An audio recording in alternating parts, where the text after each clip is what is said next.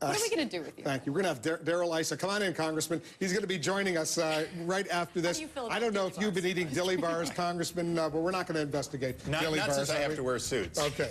Darrell Issa, the Congressman, he's coming back right after this.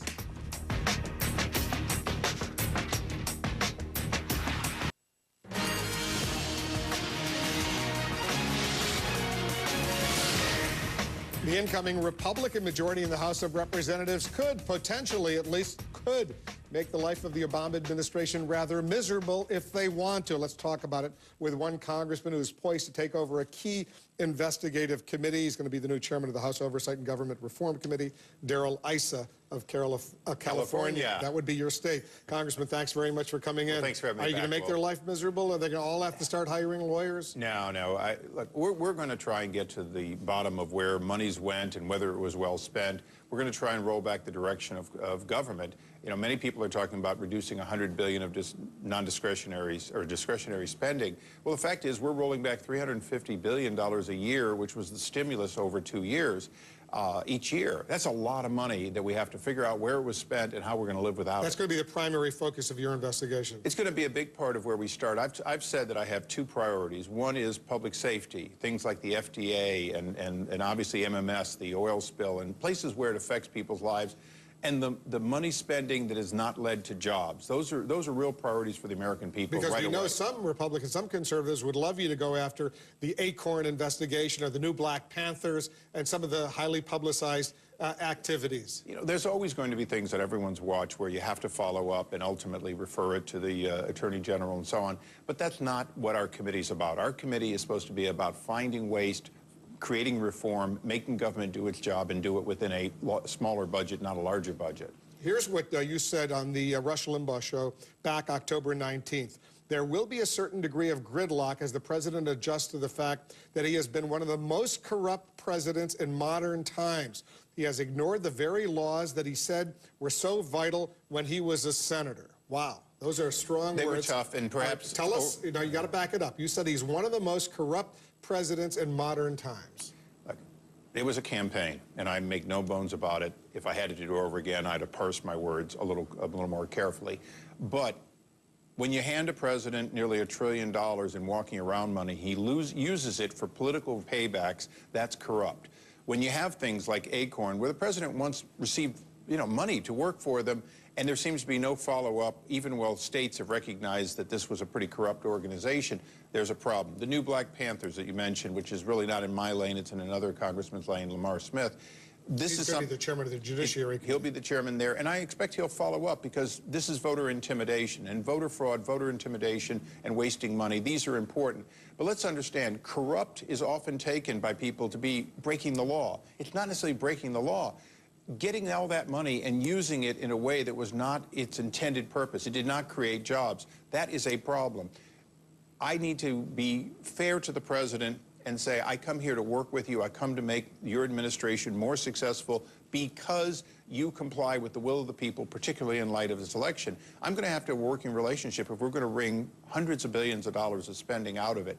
So my goal is to say, never again will we hand you congressional earmarks. Never again will we give you walking around money that essentially becomes discretionary earmarks by the president. So if you had to take it back, you would take back the words, one of the most corrupt presidents of modern times. That was political campaign rhetoric? I would say that the administration's, if you will, ability to be corrupt because of the nearly $1 trillion that Congress gave them and let them do whatever they wanted with it should have been approached in the sense that the House, the Senate, and the president wasted a considerable amount of money, and they did so in a way that was political. That's a big difference between saying one of the most corrupt. Do I think this president has a long way to go to make the kind of changes that he's promised to make? Absolutely. You know, the SESTAC issue is an issue not about a new crime or a new wrongdoing, but about saying, well, we're not going to change that. We're going to do it the last. That's the Joe Sestak when he was running against Arlen Specter for the Democratic nomination. He was approached and said, you'll get a job or get some sort of title in the Obama administration if you drop out. Right. You're saying what? That I can only take on an issue like that obviously occurred in the Bush administration if I take on the whole problem. I can't say this president's wrong while I find out that President Bush, his administration... So you're not going to investigate that? I'm going to look for changes so it doesn't happen in the future, but I've got to recognize, just as the problem in the Gulf from MMS began on President Bush or maybe even President Clinton's watch, that I've got to be fair and bipartisan. And if we need reforms for all presidents, not just this one. Just to be precise and clean this up, you don't or you do think the president is corrupt?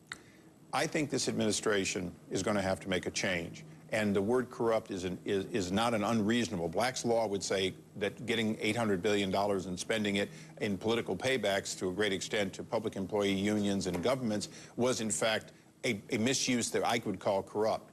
Do I think the president is personally corrupt? No. I should never have implied that or created that in a quick statement on a radio call-in. You were supposed to meet today with the vice president, Joe Biden, to start, I guess, a new dialogue. He called you to invite you in. What happened? We had a good conversation, fairly lengthy, in which we talked a little bit about what we needed to start doing together.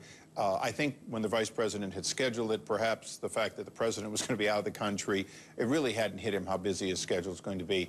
They've said they want to reschedule next week. We have a number of issues we've got to work on together. We certainly have to deal with the fact that the special IG on the stimulus and the TARP, they don't have subpoena authority. They need to have it. We have a bill in the Senate. It was passed in the House, trapped there, that would give them the ability to do that. Additionally, one of the things that I want to lobby the vice president is we do not have mandatory reporting. We have voluntary reporting on all the stimulus money. That's not going to work because what we're getting is the reporting of the right spending and not the reporting of the wrong spending. Should officials in the White House right now start thinking about lawyering up? Now, if anything, what they should think about is one of my #1 priorities is to give all 74 IGs, Inspector Generals, subpoena authority. I believe they are the ones that need to be able to use subpoena, be able to do investigations, and be free of fear of being fired for doing it. A lot of what I want to do is make the administration be able to do their job better. There aren't enough of us in a little committee to be able to really go after government. We can go after the White House, but the mistake is the White House is not the problem. Bureaucracy, to a great extent, is the problem. So you, I assume, have studied what happened after President Clinton lost the majority in '94 and '95. The Republicans took over, and the Whitewater investigations, the Paula Jones investigations, there was subpoena after subpoena after subpoena. What I hear you saying is you're not going to do that. I have no intention on doing that. The fact is we were out of power for over 40 years. I don't think we knew how to lead. We've only been out of the majority for 4 years. We've learned lessons by being voted out, but we have also a pretty good amount of knowledge of how do you lead? How did Tom Davis bring about real reforms when he was chairman? How do we do the things that the American people want us to do? And we've got to do those first. What is the first thing you're going to investigate? Boy, that's a long list. Number one. Yeah. Look, I'm very concerned about the FDA and their ability to make sure our food and our medicine is safe. Under Chairman Towns, we've had bipartisan hearings that show us that they're not very good at either one, and that there are real problems to make sure that we can do that basic task of government. And I said in the beginning, safety, the American people's safety, whether it's oil in the Gulf or the food and drugs that they take, feeling that they've been checked by the government, that has to come first. And there's no question we're going to work on that. That's where government money is important. Well, that sounds like something everybody can agree on, food and safety for our kids and all that. Nobody's going to quarrel with you on that. When Ed and I switched positions... He's the outgoing Right, Chairman Towns. When we switch positions, my hope is that everything that was bipartisan before is going to be bipartisan again, and I think it will be. So you're going to start off on a positive note. We're going to work first on the things that we agree need to be fixed. Mineral Management Service, now the Ocean Energy Group. That's the result of the BP disaster in the Gulf. But they were a corrupted organization under the President Bush's watch. This was a group that had all kinds of problems. MMS in those days. And we had hearing after hearing in which we saw the too cozy relationship, and we failed, and the Bush administration failed to fix it, to have prevented this. So I look at it and I say, what I started in '05 when I was still a subcommittee chairman, I've got to finish by making sure that I work with the administration to ensure this organization becomes functional, both on the revenue we deserve and on the safety we deserve in the work they do. Those are things that are clearly in my lane. They could be controversial from time to time. I don't think they should be. You said which one is first. I can't failed to tell you, there is one investigation I'm going to continue. The Friends of Angelo, finding out how hundreds of thousands of dollars per recipient, mostly with people in government, not elected people, influenced Freddie and Fannie's decisions to take bad loans that are still costing us money. People who got special mortgages. Lots of special like mortgages. Chris Dodd, was he one of those He friends? was one of those people, but you know, I'm not looking at the senators and the congressmen as much as I'm looking at the staffers and the people over at Freddie and Fannie that in fact may very well have been more important to the bad decision. I think that when it comes to members of the House and Senate, that's an ethics job, and that's not my committee. But it is important that we get the facts. If I find something on a member of the House or the Senate, as we've done in the past, we'll refer to ethics and then leave it alone. But when I look at over 100 people on staff in the House and Senate and at Freddie and Fannie who received these special loans in key positions, I have to ask, was Angelo Mazzillo doing it because he was a nice guy or because he got a real bang for his dollar? And I think the latter is true. So you'll be investigating that, you'll be investigating food, the mineral management mines. You got a lot on your plate. We have a lot, but you know, America is a great country with a lot of problems with its government, and if we don't make a change in these 2 years, we don't deserve to continue to have an opportunity to lead. And I've gotten this opportunity, and I want to make the most of it.